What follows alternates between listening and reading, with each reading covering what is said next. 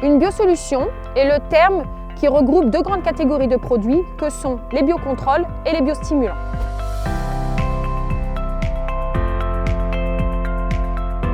Les plantes sont soumises tous les jours à deux grands types de stress.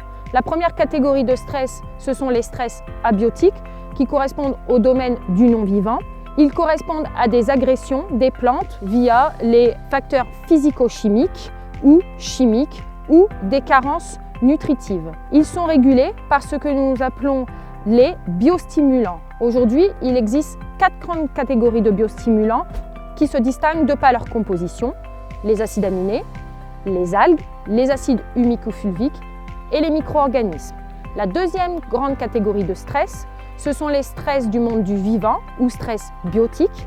Ils correspondent à une agression de la plante via des bioagresseurs, par exemple les maladies, les plantes parasitoïdes, les insectes. Ils sont régulés par ce que l'on appelle les biocontrôles. Les biocontrôles, il en existe aujourd'hui 4 catégories qui se distinguent de par leur composition: les médiateurs chimiques, les substances naturelles, les micro-organismes et les macro-organismes.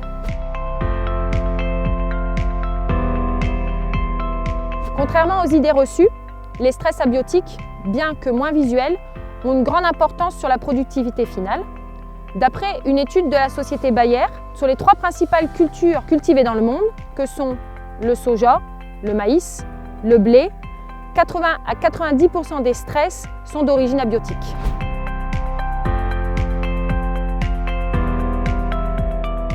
Les biosolutions appliquées au sol vont avoir un effet sur les 3 grandes composantes de la fertilité de celui-ci. La première composante, c'est la fertilité biologique, ou plus communément appelée la vie du sol. Ce sont les êtres vivants qui le composent. Alors il y en a des gros, les vers de terre, des moyens tels les acariens, et des très petits tels les champignons et les bactéries. La deuxième composante, c'est la fertilité physique, c'est-à-dire que cet humus qui a été formé va rentrer dans la composition du complexe argilo-humique qui améliorera la structure du sol, notamment l'aération et la porosité. La troisième composante, enfin, c'est la fertilité chimique. Ce complexe argilo-humique va stocker et restituer aux plantes les éléments nécessaires à leur croissance. Donc en conclusion, je pense que l'on peut dire que lorsque ces 3 composantes sont réunies, le sol fonctionne bien et qu'il va permettre à des plantes de bonne qualité de correctement se développer et de mieux résister au stress, qu'il soit hydrique ou thermique.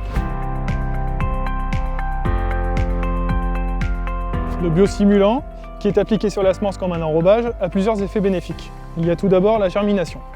Ça se traduit par une levée homogène et plus rapide, assurant une meilleure résistance des plantes vis-à-vis de potentielles attaques de ravageurs.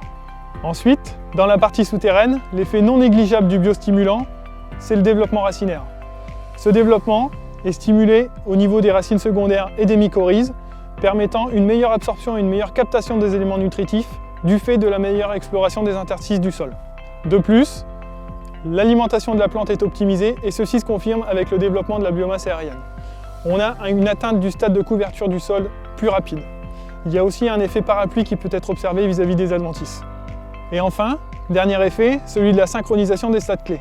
Le biostimulant permet d'anticiper l'arrivée sur des stades clés de la plante pour éviter les expositions trop longues. On a le cas notamment sur la floraison du maïs où depuis 2-3 années, on rencontre des coups de chaud au niveau de la floraison.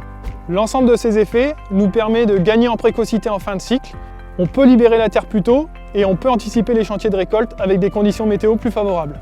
En conclusion, le biostimulant appliqué à la semence est une aide au démarrage de la plante pour optimiser son potentiel tout au long de ses phases de croissance. Aujourd'hui, nous avons développé un biostimulant sur notre gamme maïs. D'autres biosolutions sont à l'étude et seront mises en marché dès que nous aurons la confirmation de l'expertise terrain. Les biostimulants foliaires ont différents rôles, dont un rôle anti-stress. Alors, le rôle d'anti-stress permet à la plante de passer des épisodes de stress qui les freinent dans leur croissance et leur développement. Il existe différents épisodes de stress, donc les stress liés au climat ou les stress liés à l'application de produits phytosanitaires. Ces biostimulants sont principalement constitués d'algues de surface et d'acides aminés qui ont pour rôle principal d'apporter de l'énergie pour la plante. Le deuxième rôle, le rôle de soutien de croissance, donc cette gamme stimule et relance la croissance racinaire et foliaire des plantes. Les biostimulants favorisent la photosynthèse et le transfert des nutriments. Et enfin, le troisième rôle, qui est le rôle à l'implantation. Donc il favorise l'installation et le démarrage des cultures en stimulant l'activité photosynthétique et la capacité des plantes à valoriser les engrais. Les biocontrôles servent à lutter contre certains macro-organismes comme les limaces ou les taupins, ou certains autres micro-organismes comme les bactéries et les champignons. Les biocontrôles sont une alternative aux produits phytosanitaires. Ils permettent aux agriculteurs de maintenir leur production tout en répondant aux enjeux environnementaux, gouvernementaux et sociétaux.